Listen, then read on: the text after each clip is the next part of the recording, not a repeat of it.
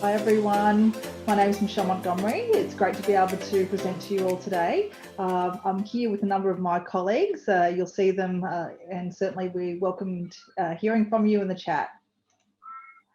So just a bit about Glencore. We have a significant presence in a number of international commodity markets, including metals, minerals, energy, coal and oil, and agriculture. So while many of our competitors operate in that traditional mining model, Glencore is unique in that we not only mix it with the other large mining houses when it comes to exploration, mining and processing, but we also operate in the logistics, marketing and trading spaces. We've got the whole value chain covered from mine to market, which is a valuable point of difference. So we are a global diversified natural resource company and a major producer and marketer of commodities worldwide. Just in terms of the scale, we employ approximately 135,000 people in about 35 countries, and we've got about 150 sites. In Australia, we have coal operations in New South Wales and Queensland, nickel in WA, copper up in Mount Isa and Townsville, and zinc based in Mount Isa and MacArthur River near Darwin. So I'm here today to talk to you a little bit more about the possibilities and opportunities with Glencore, and particularly want to talk about our graduate program. And I guess what I'm really proud of in terms of our graduate program is that it is a 2-year structured program. We have rotations to ensure our graduates get access to different managers, different teams and different experiences. We really want to focus on our technical exposure and the development of our graduates. Plus, importantly, it's a great environment in terms of social and networking activities. So a bit more about the structure of our program. We have a model, a learning journey, which is quite varied and exciting. And what we believe optimises our graduates' development is use of the 70-20-10 model. So what that means is that the development our graduates receive is on the job, doing their job. So this involves workplace learning and learning from the people around you in terms of the subject matter experts we have in the field. 20% of our graduates' time is completed through learning and developing via others. So you're informally coached, you're mentored formally, but also giving you feedback and insight through observing role models. 10% of our graduates achieve their development through more formal learning delivery as well. So that includes technical training, leadership development programs, and really understanding key skills that we're seeking to develop around communication, resilience, time management, all of those important skills. So just some key takeaways. What I'd encourage you to do is if you are in your final year and interested in graduate opportunity, here's the slide that you need to know. Certainly some information about it is contained in our graduate Glencore website. So I'd encourage you to visit us there and also have a look at the videos that we have online. Applications close in a few weeks on the 10th of April. So jump on and have a look at what's on offer. So understand there may be some of you on the call that aren't yet in your final year. So I would encourage you to consider creating a job alert for our Glencore vacation program. So this is 12 weeks of paid employment and generally operates from around December or late November through to February the next year. So we've just seen our vacation students leave site. We'll be opening up applications in April this year. Really encourage second and third years and above to apply, and there's also opportunities for scholarships as well. For those of you that do get the chance to work away from home, we do provide support towards flights and accommodation over the summer placement period. And with close to 150 vacation students across Australia every year, it's a really great social environment as well as a place to make lifelong professional networks and friendships. So a bit about how you can connect with us. Certainly love to hear from you via a job alert on our careers website. And certainly we post on LinkedIn and through our socials, so please connect with us that way.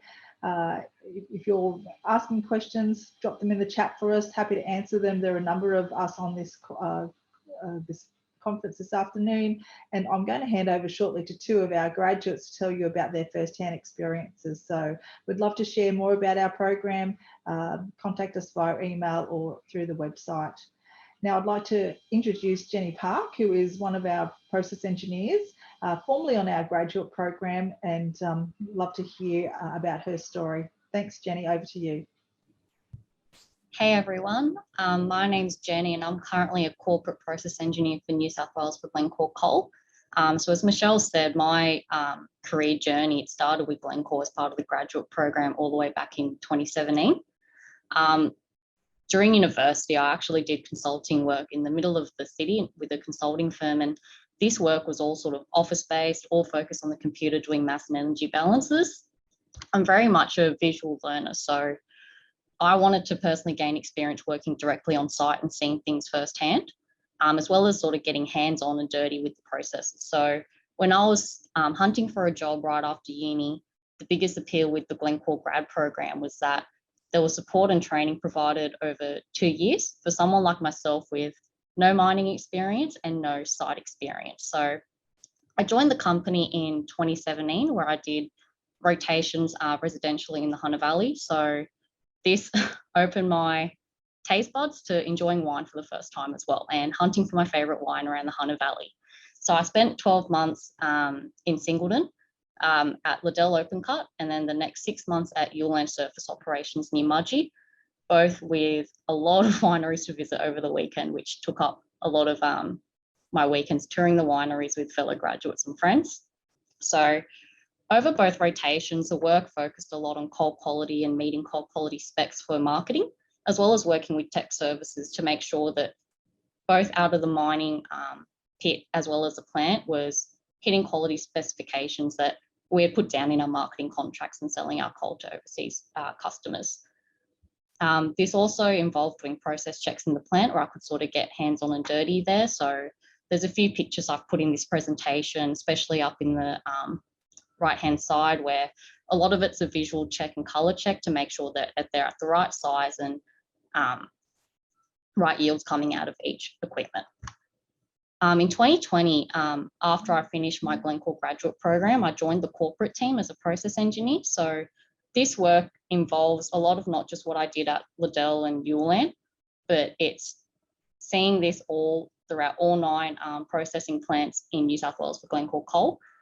This meant that I was involved in a lot of large capital projects. So photo on the top right where I look like a little dwarf in front of the plant, that's actually $30 million upgrade that we implemented last year, and I got to be involved in designing and commissioning that plant. I'd recommend the Glencore grad program to anyone that want to work sort of in a dynamic and working environment, that want to be supported, mentored, and challenged along the way. And I think I wouldn't be in the position that I'm in now without the exposure and training that I had throughout the program. I'll keep in mindful of the time, so I'll hand it over to Lucy to talk about her experience with Glencore, and then we'll take any questions at the end. Thanks, Jenny. So my name's Lucy Barry. I'm a graduate mining engineer at Mount Isa Copper Operations, which is part of the Queensland Metals part of Glencore. And so if you're looking at applying, I'm at the copper mine, but we actually fall under zinc because we have George Fisher just down the road, which is a lead zinc mine. So my journey started, well, my Glencore journey started about halfway through my second year at uni. I was studying Bachelor of Mining Engineering at UNSW, and I applied for the backwork program. And I applied for coal and metals and ended up here at Mount Isa. So during my first placement, I got put into the mine projects and operations team, and I got given a couple of different projects. So one on backfill, as it's an underground mine, and also some change managements around PPE usage. I had a great time up here then, and I was lucky enough to be awarded a scholarship, which carried through to the second 2 years of my degree. And I came back for a second placement at the end of my third year. And that was really good because I got to carry on some of the projects that I'd started. So when the backfill engineer went away, I stepped up to be acting that role because I'd had that experience in my first year. And I also got to see how the changes I'd made in my first year how they'd panned out over the year. And also during my second placement, I was given a project on a rock breaker and deciding whether we should buy one or not. So that's what that big piece of machinery in the picture is. and I was able to take that back to uni for my honours project. So it was kind of, it got to take things back to uni and learn a lot that you don't just learn in theory. And that was just in the vacation time. So if you're not yet in your final year, I encourage you to apply for that. And then at the beginning of last year, I moved up here permanently in a graduate role. I then got assistance from Glencore to move up here and had accommodation to start with while I found my feet. And then I spent most of last year on crew getting underground time. So I spent a couple of months with development, drill and blast, production, got to drive trucks, which was really exciting. And I was working an even time roster. So I was doing 4 days on, 4 days off. So I got plenty of time to explore Northwest Queensland. Unfortunately, no wineries up here, but there are still plenty of exciting places to go in just about every direction. So one of those pictures there is up on the Northern Territory border. Also got across to Cairns, down to a town called Boulia, where they have camel races every year. So there's plenty of exciting stuff around the region to go visit. Then in November last year, I finished up my underground time, and I'm currently in the development engineering role in an ops space. So I get a really varied workload. It's every day is different. Sometimes I'm working on projects, sometimes I'm reporting on what all of the jumbos have been doing underground and what's holding them up or why they're working really well. Risk assessments, all sorts of different things. And one thing about my role at the moment is I get to work really closely with all of the superintendents in operations and also just all the different departments that kind of have input into how underground works, which is really exciting. And I think that's going to help me later on in my career.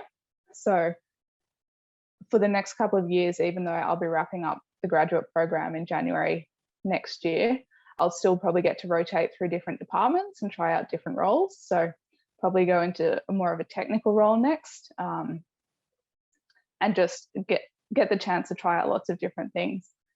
So I think if it comes down to a couple of key points about why I picked Glencore and why I think the Glencore program is great, it's that you do get those different rotations. And also, even as a vacation student or graduate, you're given the responsibilities and kind of the capacity to make change, not in a way that's scary, like at a level that is appropriate to kind of your knowledge and your capabilities, but you're not just there as a, like, oh, they're the grad, they're not, like, they're just here to learn. Like, you do have input and you can make a difference. So really encourage everyone to look into Glencore. And I think we've got time for questions now. Sure do. We've got one that's come through. Any students on, if you've got any questions for the team at Glencore, you can put them into the Q&A function, and we've got about 6 minutes to go through them. So the first question has come through from Joel. So you mentioned that, I guess, being an international company, like, is there an option for the rotations in the graduate program to be international projects, or would they mainly be focused on local sites? Hi, Elite, I'll grab that one. Go for it.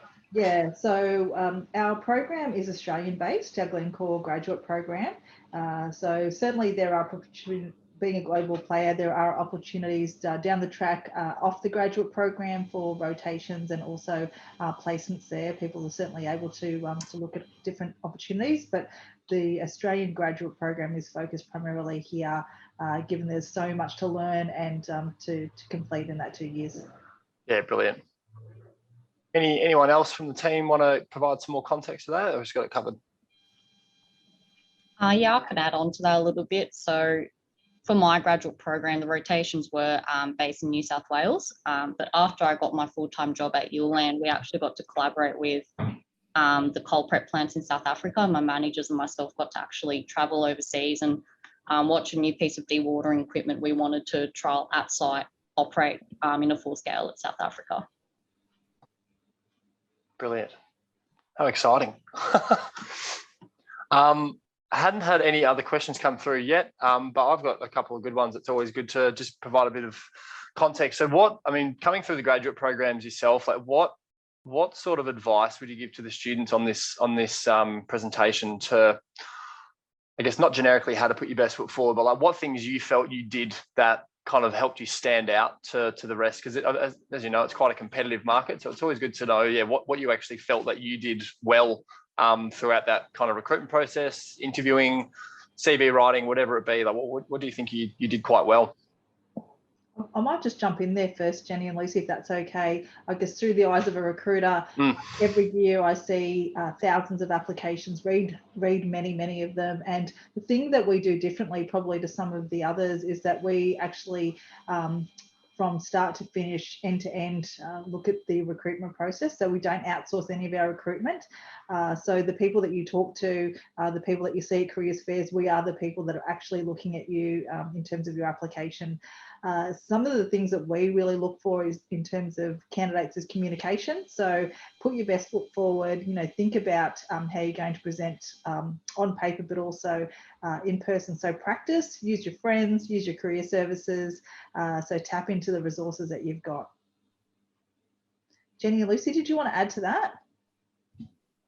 Yeah, exactly what Michelle said, putting your best foot forward. I know what personally helped me was actually when I prepared for the interviews, coming up with examples and making sure that the examples that I came up with reflected the STAR method, which was, situation, the task, action and response.